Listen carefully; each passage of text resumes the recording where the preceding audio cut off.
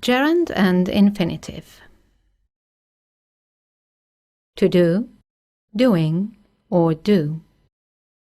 As I said in the introduction, when your sentence has a second verb, you have to decide what form this second verb takes. Is it to do, doing, or do?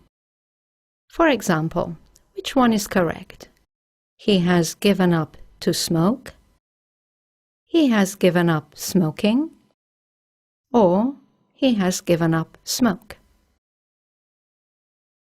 To the untrained ear, they can all sound right. The trained ear, however, knows that smoking is correct. He has given up smoking. Okay, let's begin by looking at the infinitive with to. To do.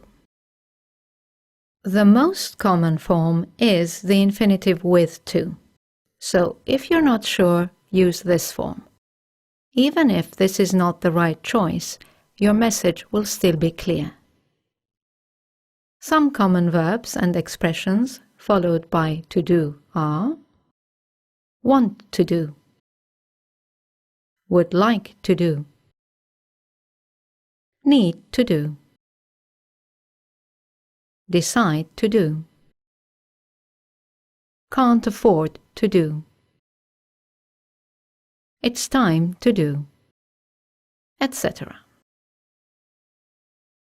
Okay, let's look at the gerund now. Doing. The gerund is also quite common, but if you're not sure, stick to the infinitive with to.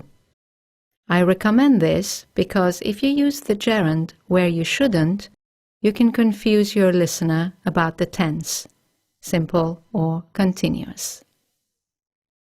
Some common verbs and expressions followed by doing are stop doing, enjoy doing, suggest doing, avoid doing,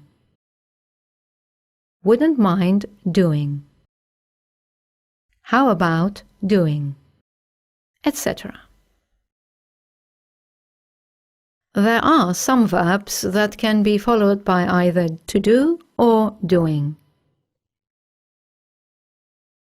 For example, like, love, prefer, doing, or to do. Start, begin, continue, doing, or to do.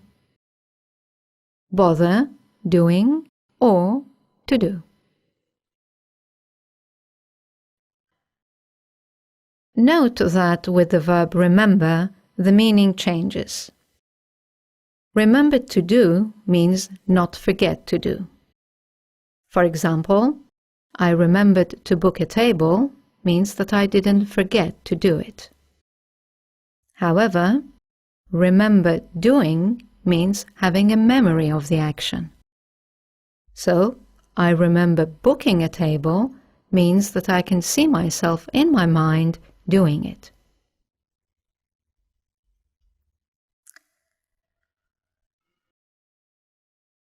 One rule that always holds is that prepositions must be followed by the gerund. For example, after doing, in doing, before doing, etc. However, note that the word to is also a preposition, and there are a few expressions with the preposition to. You must use the gerund after these as well.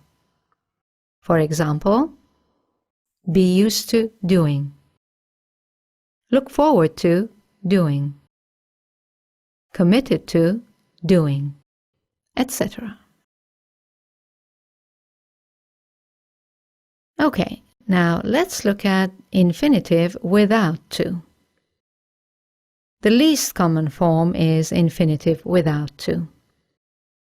Use this form after all modal verbs.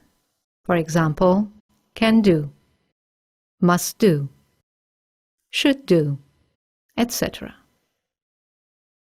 But note that there are two modal verbs where to is the second part of the verb, not part of the infinitive.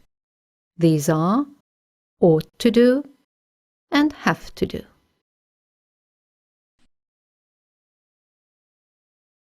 Use the infinitive without to also after these verbs and expressions. Let someone do. Make someone do. Have someone do. Had better do. Would rather do.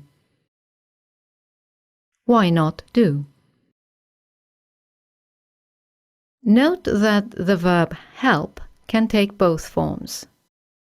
Help someone do or help someone to do.